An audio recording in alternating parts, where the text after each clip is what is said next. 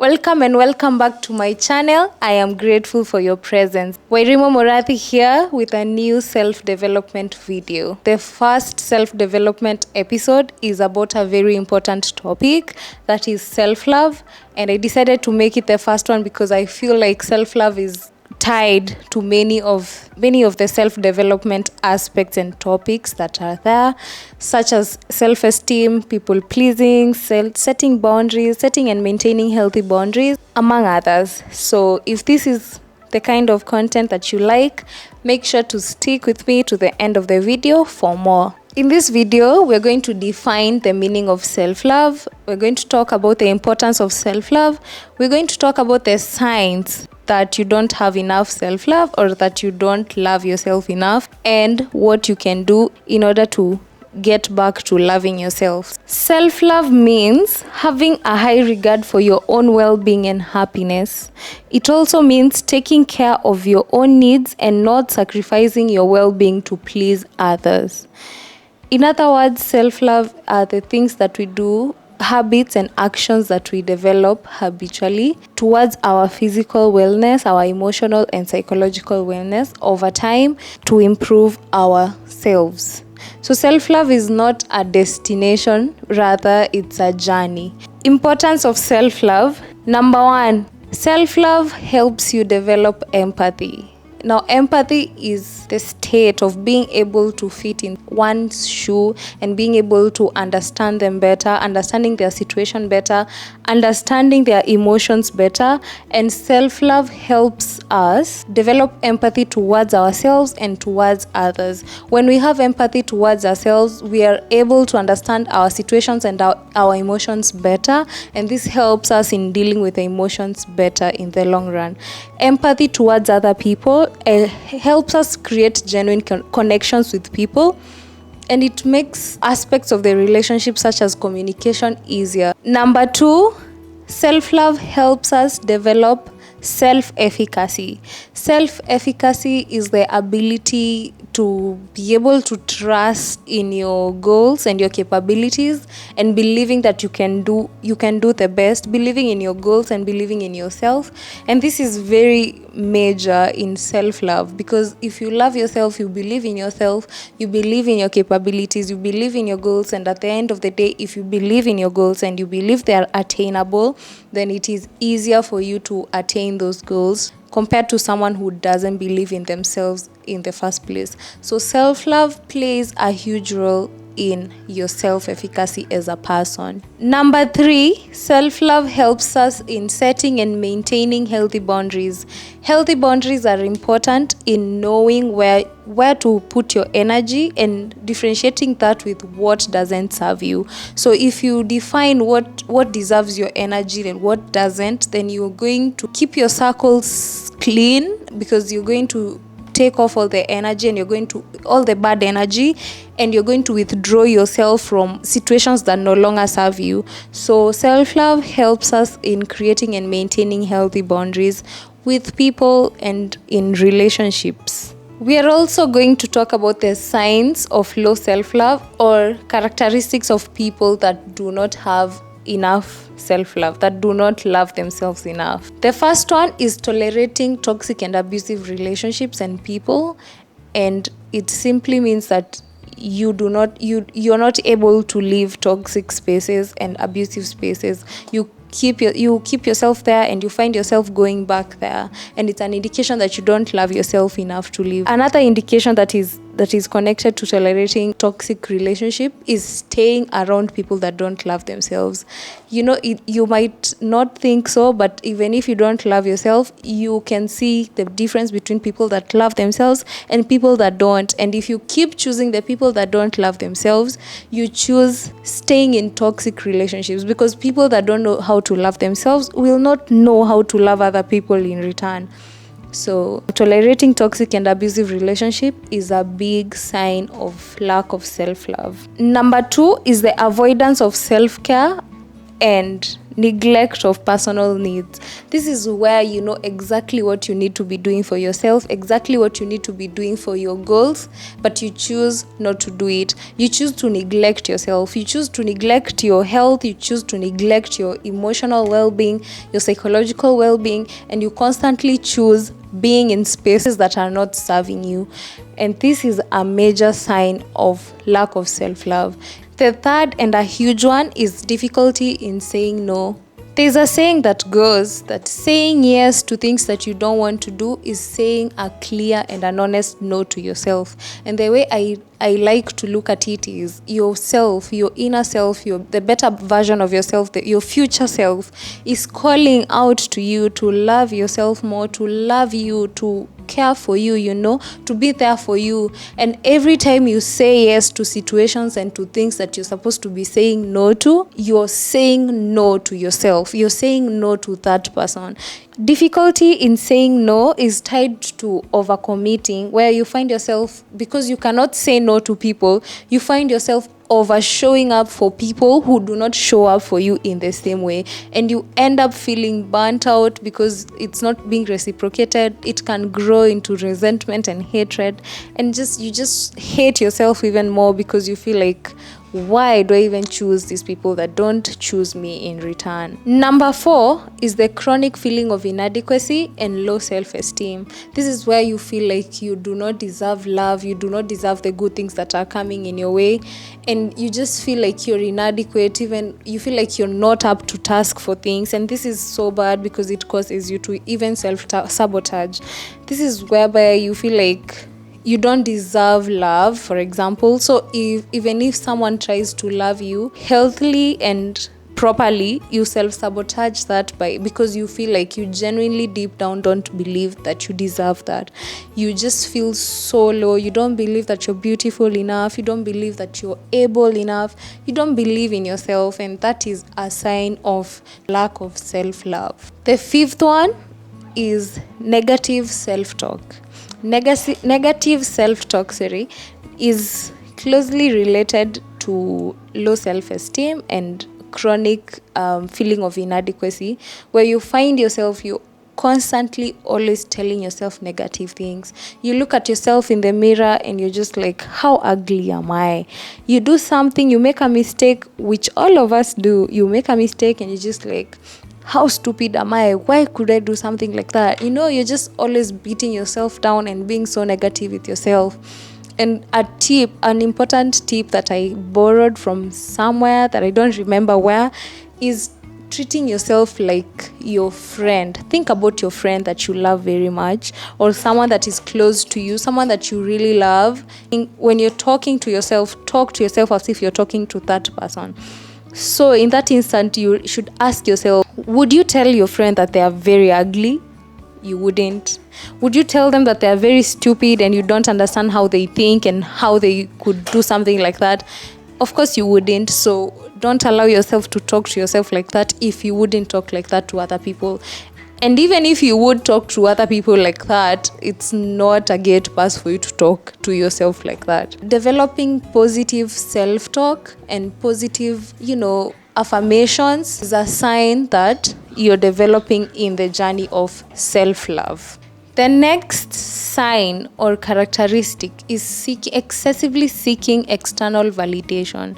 And this is dangerous because this is where you don't believe in yourself or in whatever you do or whatever you believe in unless other people believe in that too. And this can be very dangerous because we are all unique in our own ways. And if all of us were to conform with what is trending or what people love, then we would never truly be ourselves. This prevents you from being your real authentic self, and it keeps you wanting to conform with what other people are doing, what the majority of people are saying. And it is dangerous because you can be carried by the masses. You can end up feeling so angry and so resentful of the people. But the problem really is you're truly just seeking validation from these people, and you're doing the things that you think people will love more than what you truly love and what you believe in. Excessive seeking of external validation is a sign of lack of self-love. The next sign is the difficulty of setting and maintaining healthy boundaries. Healthy boundaries, as we had said before, help you in knowing and defining where your energy is required and where you're appreciated and where you're not, and where to withdraw from. So if you do not have the ability or the capability to set and maintain healthy boundaries, you'll constantly be in the company of people that drain you. You'll constantly be used. You'll constantly be showing up for people who don't do the same for you. And you'll end up feeling so drained and so lost and so resentful. And this will end up just putting you down. And now in this segment, you're going to talk about the things or the actions you can incorporate in your routine in order for you to gain self-love, in order for you to grow in the self-love journey. And the first one is self-awareness. Self-awareness is really important in the self-love journey because it enables you to know yourself and to define your self-love clearly and very precisely. This is because self-love, what self-love means to me is different from what self-love might mean to the other person. And knowing yourself well and clearly defining your self-love terms is very important to your journey, to your personal and individual journey. The second one is positive self-talk and affirmations. And this is closely related with having and creating a positive relationship with one's body.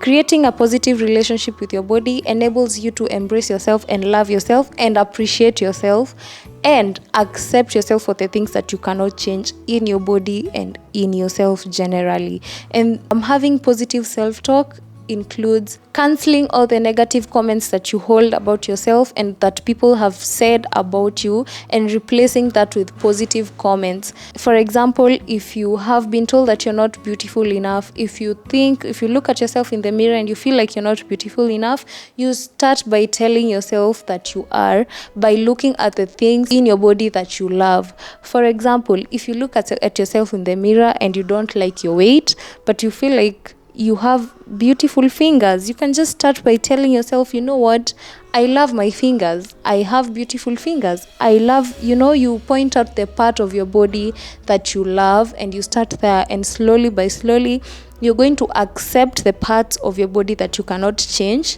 Again, you're going to even be motivated to do something about the parts of your body that you can change. For example, weight, if you feel like you have unhealthy weight, and so on and so forth. The third one is self-compassion, and this is also closely related to positive self-talk and having a positive relationship with your body. And self-compassion is where you treat yourself nicely, you take it easy on yourself, you don't beat yourself down when you do a mistake, and you forgive yourself for doing the things that you told yourself that you're not going to do. In this self-development journey, there are very many things that you'll find yourself saying, I'm going to set a boundary here, I'll not be doing this anymore. But sometimes you're going to sleep and you're going to do those things because it was a habit before that. And when you find yourself doing those things and you feel like you've disappointed yourself, you've betrayed yourself, it's important to remind yourself that it's a journey and that you're learning slowly day by day. And just by that, being nice to yourself, being kind and compassionate with yourself, you build self-compassion. This is very important in self-forgiveness because, we are never going to stop making mistakes. And every time we make a mistake, we need to be able to forgive ourselves and to move forward. The next point is about developing a self-care routine. Having a self-care routine is important because it is a step towards loving yourself and choosing yourself. In a self-care routine, you choose and do the things that make you happy and the things that you like. And this is where self-awareness comes in, because as we had said earlier, it's not the same for everyone. It's not a linear process. Because, for example, maybe I like reading and my counterpart doesn't like reading. So if I come here and tell you should read to show yourself love and as part of showing yourself care, that might not be true for him or her, and what might be true for them is not necessarily true for me. So developing a self-care routine, you need to sit down with yourself, just note down the things that you love, the things that make you happy, and develop a routine. Develop a list of how you're going to do them. Allocate time for the things that you love. Even with work and what you need to do, just develop a routine of doing the things that you love to do that are not necessarily work, just things to take care of yourself, take care of your skin, take care of your body generally, and that feels good at the end of the day. And that's the aim. At the end of the day, when you feel like I feel good, I feel like I made myself feel good, you feel like you love yourself more that day. That's the goal. The next one is training yourself to accept and to receive compliments. And I know this is a hard thing for most people, but when someone compliments you, don't just rush to be like, oh, stop, okay, fine. Just take it in. Just take the compliment in. If someone told you that you look good today, just say, yeah, I look good today. Yeah, thank you. Thank you. I do. Yes, I do. If most of the times it's easier for us to actually know that we look good than it is for us to receive a compliment, because you get out of the house knowing that you look good, and you know that's given. But when someone tells you that you look good, you want to run away into the ground and be like, no, please stop, just stop, no. Just accept the compliment. Just take it in. When someone compliments you next time, this is a challenge, guys. When someone even me, I'm going to take up the challenge. When someone compliments you next time, just take a breath. Take a second to think about it. Don't just rush to, brush it off. Take a second and just be like, thank you, and believe that about yourself.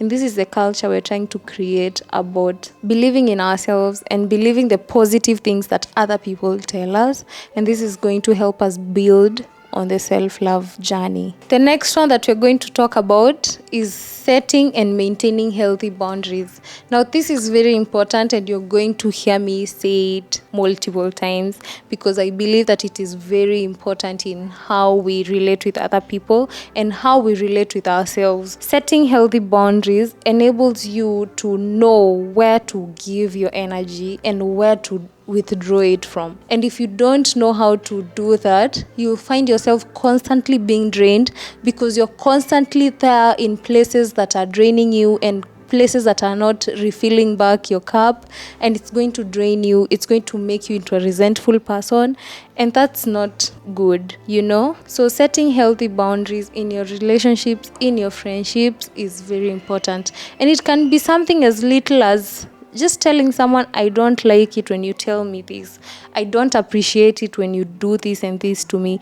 I would appreciate it if you stop doing this and this, and that will set the boundary slowly. And if it goes to worse, then you can cut off the people that you feel like are constantly crossing a boundary, even with you communicating about your needs. And that brings us to the end of the video today, guys. Thank you so much for watching till this point of the video. I am grateful that you've stuck around with me. Remember to share with your circle that might be interested in this kind of content. Like, comment, give me your feedback in the comment, guys, and subscribe, most importantly, to help the channel grow.